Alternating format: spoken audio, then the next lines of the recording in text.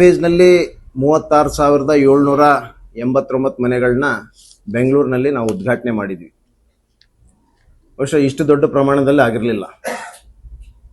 ಎರಡನೇ ಹಂತದಲ್ಲಿ ನಾನು ನಮ್ಮ ಮಂತ್ರಿಗಳಿಗೆ ಕೇಳಿಕೊಂಡೆ, ನಾನೇ ಸ್ಲಮ್ ಬೋರ್ಡ್ ಅಧ್ಯಕ್ಷರಿರೋದರಿಂದ ನನ್ನ ಭಾಗದಲ್ಲಿ ಭಾಳ ಲಕ್ಷಾಂತರ ಜನರು ಕೂಡಿಸಿ ಒಂದು ದೊಡ್ಡ ಕಾರ್ಯಕ್ರಮ ಮಾಡೋಣ ಅನ್ನುವಂಥದ್ದು ಕೂಡ, ಅದಕ್ಕೆ ಅವರು ಕೂಡ ಒಪ್ಕೊಂಡು ಖಂಡಿತವಾಗಿ ಕೂಡ ಮಾಡೋಣ ಅಂಥೇಳಿ, ಬಹುಶಃ ನಾವು ಧಾರವಾಡ ಜಿಲ್ಲೆ ಮೇಜರ್ ಕಾನ್ಸಂಟ್ರೇಟ್ ಮಾಡಿ ಪಕ್ಕದ ಜಿಲ್ಲೆ ಆದಂಥ ಗದಗ ಮತ್ತು ಹಾವೇರಿ ಜಿಲ್ಲೆಗಳಿಗೆ ನಾವು ಒತ್ತನ್ನು ಕೊಟ್ಟಿದ್ವಿ. ಬೇರೆ ಜಿಲ್ಲೆಗಳಿಗೆಲ್ಲ ಕೂಡ ವರ್ಚುವಲ್ ಮೂಲಕ, ಏನು ಬೇರೆ ಬೇರೆ ಜಿಲ್ಲೆಯಲ್ಲಿ ಎಲ್ಲೆಲ್ಲಿ ಇನಾಗ್ರೇಷನ್ ಇತ್ತು ಅವರಲ್ಲೇ ಸ್ಥಳೀಯ ಶಾಸಕರ ಸಮ್ಮುಖದಲ್ಲಿ ಅಲ್ಲೇ ವರ್ಚುವಲ್ ಮೂಲಕ ಉದ್ಘಾಟನೆ ಮಾಡಿದ್ದು ತಾವೆಲ್ಲ ನೋಡಿದಿರಿ. ಭಾಳ ಯಶಸ್ವಿಯಾದಂಥ ಕಾರ್ಯಕ್ರಮ, ಭಾಳ ಲಕ್ಷಾಂತರ ಜನ ಸ್ತೋಮನೆ ಬಂತು. ಬಹುಶಃ ಭಾಳ ಎಲ್ಲ ಕಾರ್ಯಕ್ರಮಗಳು ಕೂಡ ಬಹಳ ಚೆನ್ನಾಗೇ ನಡೀತು. ಎಲ್ಲೋ ಒಂದು ಕಡೆ ಒಂದು ಘಟನೆ ನಡೆದು ಬಿಟ್ಟರೆ, ಆ ಕಟೌಟ್ ಬಿದ್ದದ್ದು ಒಂದು ಘಟನೆ ಬಿಟ್ಟರೆ ಈ ಬೇರೆ ಥರದ ಯಾವ ಥರದ ಅಹಿತಕರ ಘಟನೆ ನಡೀಲಿಲ್ಲ. ಭಾಳ ಯಶಸ್ವಿಯಾದಂಥ ಕಾರ್ಯಕ್ರಮ ಕೂಡ ಆಯಿತು. ಪ್ರಥಮವಾಗಿ ಪತ್ರಿಕಾ ಮಾಧ್ಯಮ ಮತ್ತು ಎಲೆಕ್ಟ್ರಾನಿಕ್ ಮೀಡಿಯಾ ಎಲ್ಲ ಮಾಧ್ಯಮದ ಮಿತ್ರರಿಗೆ ಸ್ವಾಗತವನ್ನು ಕೋರೋದ್ರ ಮೂಲಕ, ನಿನ್ನೆ ನಡೆದಂಥ ಒಂದು ಐತಿಹಾಸಿಕ ರಾಜ್ಯದಲ್ಲಿ 42,345 ಮನೆಗಳ ಹಸ್ತಾಂತರ ಮಾಡುವಂಥದ್ದು ಬಹುಶಃ ಬಡವರ ಕಾರ್ಯಕ್ರಮ, ಸರ್ಕಾರಿ ಕಾರ್ಯಕ್ರಮ ಅನ್ನೋದಕ್ಕಿಂತ ಬಡವರ ಕಾರ್ಯಕ್ರಮ.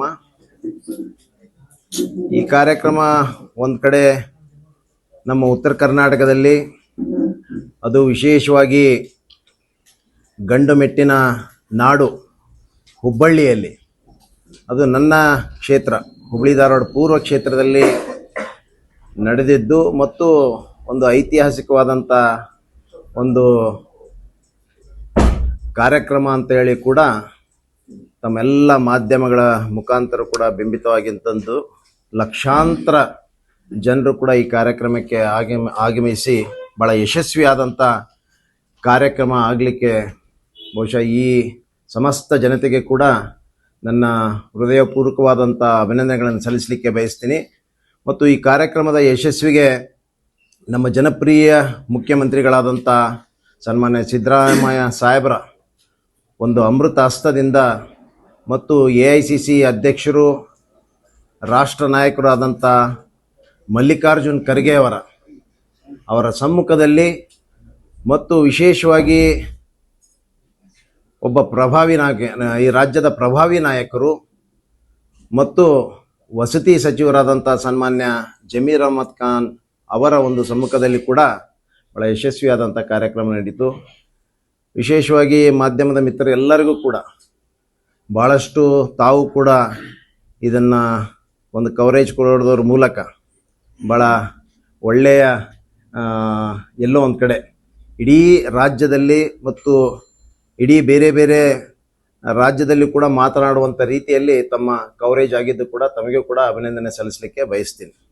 ಹುಬ್ಬಳ್ಳಿಯಲ್ಲೇ ನಡೀತಾ ಇದೆ, ಇಷ್ಟು ದೊಡ್ಡ ಮಟ್ಟದಲ್ಲಿ ನಡೀತಾ ಇದೆ. ನಾವು ಕೂಡ ಬಡವರ ಕಾರ್ಯಕ್ರಮ, ನಾವು ಕೂಡ ಭಾಗಿಯಾಗೋಣ ಅನ್ನುವಂಥ ಒಂದು ಒಳ್ಳೆಯ ಚಿಂತನೆ ಇಟ್ಕೊಂಡು ಬಹುಶಃ ಎಲ್ಲರೂ ಕೂಡ ಭಾಗಿಯಾಗಬೇಕಾಗಿತ್ತು.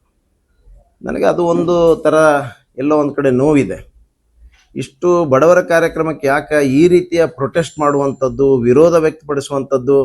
ಇವ್ರಿಗೆ ಬಡವರಂದ್ರೇ ಅಲರ್ಜಿನೋ ಅಂತ ಕಾಣ್ತದೆ. ಇವ್ರಿಗೆ ಬಡವರಿಗೆ ಯಾವುದೋ ನಾವು 5 ಗ್ಯಾರಂಟಿಗಳನ್ನು ಕೊಟ್ಟಾಗೂ ಕೂಡ ವಿರೋಧ ಮಾಡಿದರು. ಕಡು ಬಡವರಿಗೆ ಬಹುಶಃ ಸುಮಾರು 20-30 ವರ್ಷದಿಂದ ಇಲ್ಲಿ ಮನೆಗಳಿಲ್ಲ, ನಮ್ಮ ತಲೆ ಮೇಲೆ ಸೋರಿಲ್ಲ ಅಂತೇಳಿ ಕನಸು ಕಾಣ್ತಾ ಇದ್ರು. ಆ ಕನಸು ನನಸುವಾಗುವಂಥ ದಿನ ಪಾಪ ಇವತ್ತು ಆ ಲಕ್ಷಾಂತರ ಜನರು ತಾವೆಲ್ಲ ನೋಡಿದ್ರಿ, ಸುಮಾರು 2.5-3 ಲಕ್ಷ ಜನ ಆ ಸ್ತೋಮ ನೋಡಿದಾಗ ಬಹುಶಃ ಈ ಸರ್ಕಾರದ ಸಾಧನೆಗಳನ್ನು ಮೆಚ್ಚಿಕೊಂಡೇ ಅವ್ರಿಗೆ ಆಶೀರ್ವಾದ ಮಾಡಲಿಕ್ಕೆ ಈ ದೊಡ್ಡ ಸಂಖ್ಯೆಯಲ್ಲಿ ಜನಸ್ತೋಮ ಬಂದಿದೆ. ಅದರಲ್ಲಿ ಬಹುಶಃ ಎಲ್ಲರೂ ಕೂಡ ಭಾಗಿಯಾಗಬೇಕಾಗಿತ್ತು. ಆದರೆ ಅದನ್ನು ಬಿಟ್ಟು ಪ್ರತಿಭಟನೆ ಮಾಡುವಂಥದ್ದು, ಸುಳ್ಳು ಆರೋಪಗಳನ್ನು ಮಾಡುವಂಥದ್ದು, ಶಿಷ್ಟಾಚಾರ ಉಲ್ಲಂಘನೆ ಆಗಿದೆ ಅನ್ನುವಂಥದ್ದು ಎಲ್ಲವೂ ಕೂಡ ಸತ್ಯಕ್ಕೆ ದೂರವಾದಂಥ ವಿಚಾರಗಳನ್ನು ವ್ಯಕ್ತಪಡಿಸಿ ಸ್ಟ್ರೈಕ್ ಮಾಡಿ ಅದನ್ನ ಏನು ಪಡ್ಕೊಂಡ್ರು ನನಗಂತೂ ಅರ್ಥ ಆಗಲಿಲ್ಲ. ನಾವು ಎಲ್ಲಿ ಕೂಡ ಕಾಂಗ್ರೆಸ್ ಪಕ್ಷದವರು ನಾವು ಪ್ರೋಟೋಕಾಲ್ ಯಾವುದೋ ಮೇಂಟೈನ್ ಮಾಡಿದ್ದೀವಿ. ತಾವು ನೋಡಿದ್ರಿ, ಕಾರ್ಡ್ನಲ್ಲಿ ಯಾವ ರೀತಿ ಪ್ರೋಟೋಕಾಲ್ನಲ್ಲಿ ಇರಬೇಕು ಆ ರೀತಿ ಹಾಕಿದ್ದೀವಿ. ಬ್ಯಾಕ್ ಡ್ರಾಪ್ ಕೂಡ ತಾವು ಗಮನಕ್ಕೆ ತೊಗೊಂಡಿದ್ದೀರಿ. ಅಲ್ಲಿ ಕೂಡ ಪ್ರೈಮ್ ಮಿನಿಸ್ಟರಿಂದ ಹಿಡಿದು ನಮ್ಮ ಜೋಶಿ ಅವರಿಂದ ಹಿಡಿದು ಎಲ್ಲ ಪ್ರೋಟೋಕಾಲ್ ಕೂಡ ಮೇಂಟೈನ್ ಮಾಡಿದ್ದೀವಿ. ಮತ್ತು ಕಾರ್ಯಕ್ರಮನೂ ಕೂಡ ನಾವು ಸ್ವತಃ ಜೋಶಿ ಸಾಹೇಬರಿಗೆ ನಾನು ಮಂತ್ರಿಗಳು ಕೂಡ ದೂರವಾಣಿ ಮುಖಾಂತರ ಈ ಥರ ಕಾರ್ಯಕ್ರಮ ಮಾಡ್ತಾಯಿದ್ವಿ, ನಿಮ್ಮ ಮನೆಗೆ ಇನ್ವೈಟ್ ಮಾಡಲಿಕ್ಕೆ ಬರಬೇಕು ಸರ್ ಅಂತಂದಾಗ, ಇಲ್ಲ ನಾನು ಇರೋದಿಲ್ಲ, ನಾನು ಇರೋಕ್ಕಾಗೋದು, ನಾನು ಬೇರೆ ಕಡೆ ಹೋಗ್ತಾ ಇದ್ದೀನಿ ಅನ್ನುವಂಥ ಮಾತನ್ನು ಕೂಡ ಹೇಳಿದ್ದಾರೆ. ಅರವಿಂದ್ ಬೆಲ್ಲದ ಮನೆಗೆ ಹೋಗಿದ್ದೀವಿ. ಇವತ್ತು ನಮ್ಮ ಹೊರಟ್ಟಿ ಸಾಹೇಬ್ರ ಮನೆಗೆ ಹೋಗಿದ್ದೀವಿ. ಸರ್ಕಾರಿ ಕಾರ್ಯಕ್ರಮ ಇರೋದ್ರಿಂದ ಎಲ್ಲರನ್ನೂ ಇನ್ವೈಟ್ ಮಾಡೋಣ, ಎಲ್ಲರನ್ನೂ ಕೂಡಿಸ್ಕೊಂಡು ಒಳ್ಳೆ ಕಾರ್ಯಕ್ರಮ ಮಾಡೋಣ ಅನ್ನೋಂಥ ಒಂದು ಒಳ್ಳೆಯ ವಿಚಾರವನ್ನು ಇಟ್ಕೊಂಡು ನಾವು ಈ ಕಾರ್ಯಕ್ರಮ ಮಾಡಿದ್ದೀವಿ.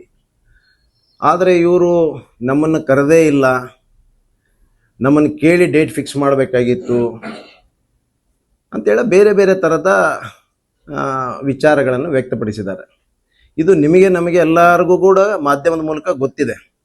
ಸುಮಾರು ಎರಡು ಬಾರಿ ಇದು ಪ್ರೋಗ್ರಾಮ್ ಫಿಕ್ಸ್ ಆಗಿ ಕ್ಯಾನ್ಸಲ್ ಆಗಿದ್ದು. 3ನೇ ಬಾರಿ ಕೂಡ ಸುಮಾರು 3 ತಿಂಗಳ ಮುಂಚಿತವಾಗಿ ಕೂಡ ನಿಮಗೆಲ್ಲ ಮಾಧ್ಯಮದ ಮೂಲಕ ನಾವು ಇದೇ ತಿಂಗಳು ಇಂಥ ತಾರೀಕಿಗೆ ನಾವು ಉದ್ಘಾಟನೆ ಮಾಡ್ತಾ ಇದ್ದೀವಿ ಅನ್ನೋಂಥದ್ದು ಇಡೀ ರಾಜ್ಯದ ಜನತೆಗೆ ಗೊತ್ತಿದೆ. ನಾವೇನು ಆ ರೀತಿ ಏಕಾಏಕಿ ಒಂದು ವಾರದಲ್ಲಿ ಫಿಕ್ಸ್ ಮಾಡಿದಂಥದ್ದಲ್ಲ. 3 ತಿಂಗಳ ಮುಂಚಿತವಾಗಿ ನಿಮ್ಗೆಲ್ಲರಿಗೂ ಕೂಡ ನೀವು ಕೂಡ ಕೇಳಿದ್ರಿ, ಈ ಡೇಟ್ ಗ್ಯಾರಂಟಿನೋ ಮತ್ತು ಇಲ್ಲೋ, ಮತ್ತು ಈ ಡೇಟನ್ನೆಲ್ಲಾದರೂ ಮುಂದೆ ಹಾಕ್ತಿರೋ ಅನ್ನೋಂಥ ಮಾತನ್ನು ಕೂಡ ನೀವು ಕೇಳಿದಿರಿ. ಆದರೂ ಇವರು ಸುಳ್ಳು ಹೇಳುವಂಥದ್ದು ಬಹಳ ವಿಚಿತ್ರ ಅಂತಂದರೆ, ಆ ಮನೆಗಳ ಮುಂದೆ ಹೋಗ್ಬಿಟ್ಟು ಅಲ್ಲಿ ಫೋಸ್ ಕೊಟ್ಟು ಇದು ಯಡಿಯೂರಪ್ಪ ಅವ್ರ ಟೈಮ್ನಲ್ಲಿ ಭೂಮಿ ಪೂಜೆ ಮಾಡಿದ್ದು ಅಂತ ಹೇಳ್ತಾರೆ. ಹೋಗ್ಲಿ, ಅವರು ಯಾರೋ ತಿಳುವಳಿಕೆ ಇರಲಾರ್ದು ಹುಡುಗ ಸ್ಟೇಟ್ಮೆಂಟ್ ಮಾಡಿದಾನೆ, ಅವನಿಗೆ ಬುದ್ಧಿಮಟ್ಟನೂ ಅಷ್ಟೇ ಇದೆ, ಅವನ ಬುದ್ಧಿಮಟ್ಟನೂ ಅಂತ ಹೇಳ್ಬಿಟ್ಟು ನಾವು ನೆಗ್ಲೆಕ್ಟ್ ಮಾಡ್ಬೋದಾಗಿತ್ತು. ಒಬ್ಬ ಮಾಜಿ ಮೇಯರ್ ಕೂಡ ಆ ರೀತಿ ಪ್ರಸ್ತಾಪ ಮಾಡ್ತಾನೆ, ಇದು ನಮ್ಮ ಕಾಲದಲ್ಲಿ ಸ್ವತಃ ಯಡಿಯೂರಪ್ಪನವರು ಭೂಮಿ ಪೂಜೆ ಮಾಡಿದ್ದಂತೇಳಿ. ನಿನ್ನೆ ನಾನು ಪ್ರಸ್ತಾಪ ಮಾಡಿದ್ದೀನಿ. 2017ರಲ್ಲಿ ಸೆಟಲ್ಮೆಂಟ್ ಗ್ರೌಂಡ್ನಲ್ಲಿ ಏನು ಬೃಹತ್ ಕಾರ್ಯಕ್ರಮ ನಾವು ಹಮ್ಮಿಕೊಂಡಿದ್ದೀವಿ, ಮುಖ್ಯಮಂತ್ರಿಗಳ ಅಮೃತ ಹಸ್ತದಿಂದನೇ ಭೂಮಿ ಪೂಜೆ ಮಾಡಿದ್ದೀವಿ. ಮತ್ತು ನಾನು ಅದನ್ನು ಕೂಡ ಹೇಳಿದ್ದೇನೆ, ನಿಮ್ಮ ಅಮೃತ ಹಸ್ತದಿಂದ ಭೂಮಿ ಪೂಜೆ ಮಾಡಿದ್ದೀವಿ, ಇವತ್ತು ನಿಮ್ಮ ಅಮೃತ ಹಸ್ತದಿಂದಲೇ ಉದ್ಘಾಟನೆ ಆಗ್ತಾ ಇರೋದು ನಮಗೆ ಬಹಳ ಸಂತೋಷ ತಂದಿದೆ ಅನ್ನುವಂಥ ಮಾತನ್ನು ಕೂಡ ನಾನು ಪ್ರಸ್ತಾಪ ಮಾಡಿದ್ದೀನಿ. ಈ ರೀತಿ ಸುಳ್ಳು ಪ್ರಚಾರಗಳನ್ನು ಮಾಡುವಂಥದ್ದು ಎಷ್ಟರ ಮಟ್ಟಿಗೆ ಸರಿ ಅನ್ನುವಂಥದ್ದು ನೀವು ಕೂಡ ತಿಳ್ಕೊಳ್ಬೇಕು. ನಿಜವಾಗಿ ಹೇಳ್ಬೇಕಂತಂದ್ರೆ ಪ್ರೋಟೋಕಾಲ್ ವೈಲೇಷನ್ ಮಾಡುವಂಥದ್ದು ಎಲ್ಲೋ ಒಂದು ಕಡೆ ಕೇಂದ್ರ ಸರ್ಕಾರ ಬಂದ ತಕ್ಷಣ ಎಲ್ಲವನ್ನೂ ಕೂಡ ಪ್ರೋಟೋಕಾಲ್ ಎಲ್ಲ ಗಾಳಿಗೆ ತೂರಿ ಕಾರ್ಯಕ್ರಮಗಳ ಮಾಡೋರು ಅದರಲ್ಲಿ ನಿಸ್ಸೀಮರು BJP ಅವರು. ಮತ್ತು ಸುಳ್ಳು ಹೇಳೋದ್ರಾಗ ನಿಸ್ಸೀಮರು, ಸುಳ್ಳೇ ಅವ್ರ ಮನೆ ದೇವರು ಅಂತ ಹೇಳ್ತೀವಿ ನಾವು. ಪ್ರತಿ ಬಾರಿಯೂ ಕೂಡ ನಮ್ಮ ಮುಖ್ಯಮಂತ್ರಿಗಳು ಕೂಡ ಹೇಳ್ತಾರೆ.